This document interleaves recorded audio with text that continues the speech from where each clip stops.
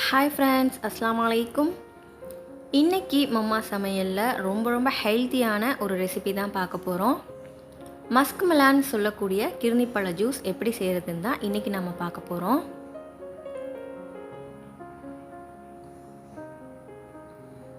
First இந்த பழத்தை நம்ம பாதியா கட் பண்ணி எடுத்துக்கலாம். இந்த பழத்தோட ஸ்மெல்னாலேயே நிறைய பேருக்கு இந்த பழம் அந்த அளவுக்கு விருப்பமாக இருக்கிறது இல்லை. ஆனால் இதில் உள்ள ஊட்டச்சத்துக்கள் தெரிஞ்சிருச்சுன்னா தினமும் நீங்கள் இந்த பழத்தை எடுத்துக்கிருவீங்க. அந்த அளவுக்கு ரொம்ப ஹெல்த்தியான பழம். இதை பாதியாக கட் பண்ணிவிட்டு உள்ளே உள்ள விதையெல்லாம் நீக்கிக்கலாம்.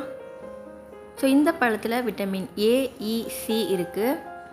அதே மாதிரி பொட்டாசியம், மெக்னீஷியம், பீட்டா கரோட்டின்னு அதிக அளவில் சத்துக்கள் குவிஞ்சு கிடக்கு. நிறைய விட்டமின்ஸ் இருக்கிறதால நுரையீரல் சம்மந்தப்பட்ட பிரச்சனைகள் வராமலும் தடுக்குது. அதே மாதிரி கண் பார்வை கோளாறு ஏற்படாமலும் இந்த பழம் நமக்கு தடுக்குது.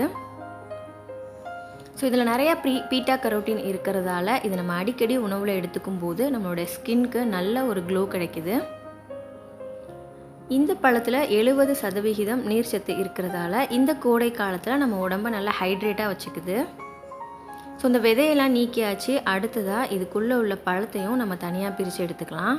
இந்த மாதிரி ஸ்பூன் வச்சு இப்படி எடுத்தாலே நல்ல பழமாக இருந்துச்சுன்னா ஈஸியாக வந்துடும்.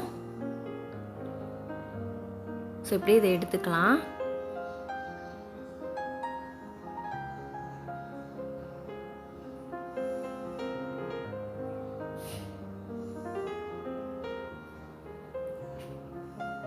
பாருங்கள், சூப்பராக எடுத்தாச்சு.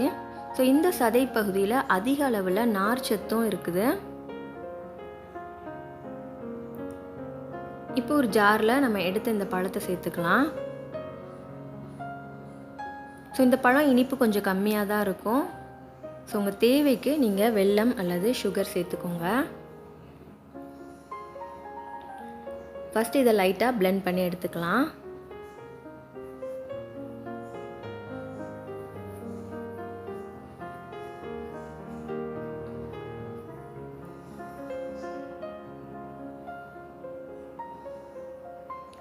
இப்போ இதோட கொஞ்சமாக ஐஸ் க்யூப் சேர்த்துக்கலாம்.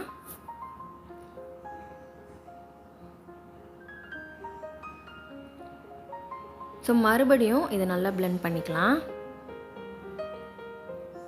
இந்த பழம் பார்த்திங்கன்னா நம்ம கட் பண்ணி உடனே சாப்பிடும்போது தான் அதனுடைய சத்துக்கள் நமக்கு முழுமையாக கிடைக்குது. இதை கட் பண்ணி நம்ம கொஞ்ச நேரம் அப்படியே வச்சிட்டோம்னாலோ, ஜூஸ் போட்டு கொஞ்ச நேரம் அப்படியே வச்சிட்டோம்னாலோ அதில் உள்ள சத்துக்கள் அழிஞ்சிரும். இதை உடனே கட் பண்ணி ஜூஸ் போட்டு உடனே குடிக்க வேண்டியதான். இப்போ பாருங்கள், ரொம்ப ஹெல்த்தியான டேஸ்டியான கிர்னிப்பழ ஜூஸ் நமக்கு ரெடி ஆயிடுச்சு.